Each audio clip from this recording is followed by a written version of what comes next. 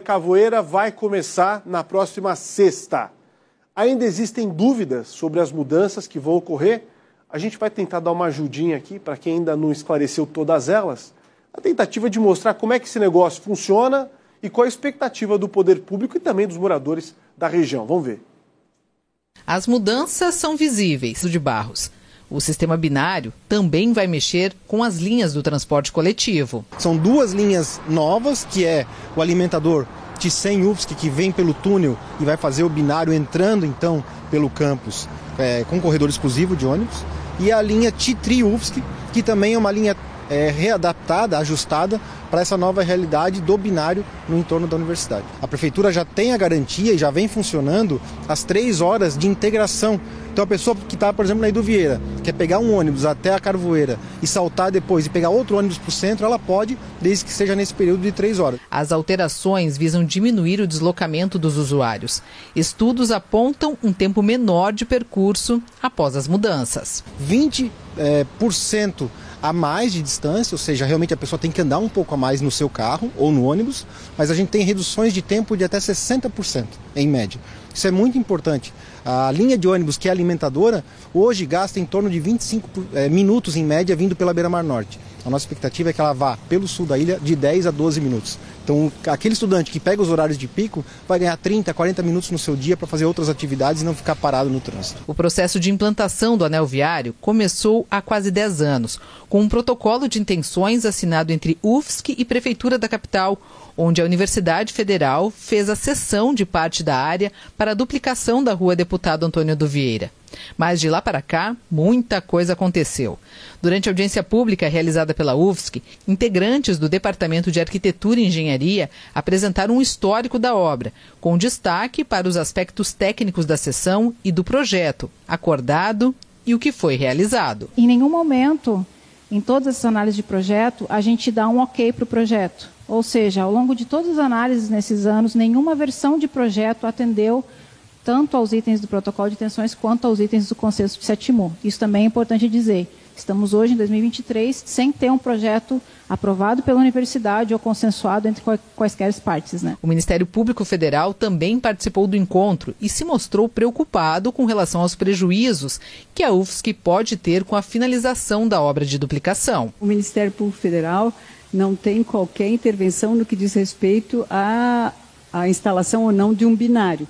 Isso é uma questão claramente estadual e municipal, não é nossa, né? A nossa preocupação é com a questão do licenciamento em terras que eram de uma autarquia federal, a UFSC, né?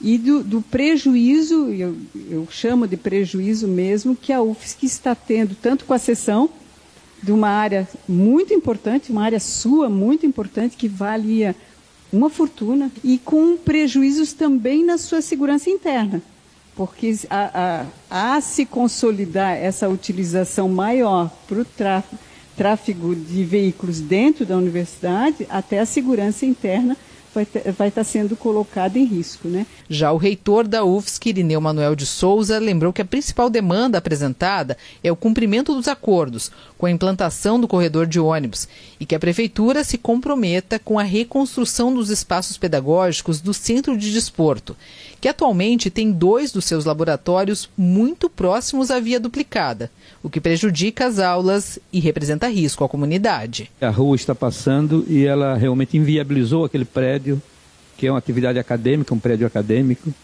do Centro de Desportos. Nós fizemos um projeto, custa em torno de 4.800.000 o prédio, né? E a prefeitura quer dar uma contrapartida apenas de em torno de 1 milhão, na verdade, né? O secretário de Planejamento e Inteligência Urbana explica que o corredor de ônibus entra numa próxima fase. Antes, obras precisam ser realizadas na região para que tudo funcione em harmonia e com conexão. O primeiro item a melhorar, e na sequência, por causa de condições de obra, é realmente executar bons passeios, especialmente na Iduvieira, para que a gente consiga conectar o pedestre. Na sequência, a gente está estudando já a implementação e desapropriação de pequenos trechos para fazer conexões internas, mas também melhorar trechos na Iduvieira já com sentido duplo, para que na segunda etapa consolidar a Iduviera, assim como um trecho todo duplicado e aí retornando às condições iniciais que hoje a gente tem, no sentido de fluxo nos dois sentidos. Por isso, o projeto que envolve mudanças no Pantanal e na Carvoeira não para com a implantação do binário.